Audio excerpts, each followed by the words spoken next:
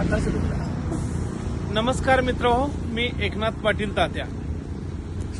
मी भूगोलाचा अभ्यास घेताना नेहमी सांगतो, कर्कवृत्त भारताच्या मध्यातून जाते. कर्कवृत्त भारताच्या मध्यातून 8 राज्यातून जाते.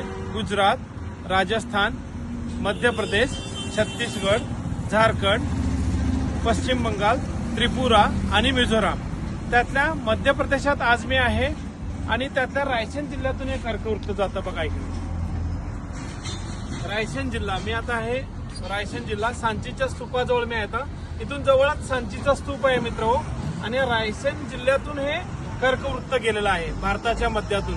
जर क्रम लावला पश्चिमेकडून ते तिसरं राज्य मला वरती दिसेल. कर्करेखा जे सांगितलेलं आहे, झूम करून दाखवा म्हणजे त्यांना दिसेल ते कर्करेखा. तर कर्कवृत्त जे आपण 23.5 डिग्री सांगतो, कर्कवृत्त भारताच्या मध्यातून जातं आणि हे मध्य प्रदेशातून जातं.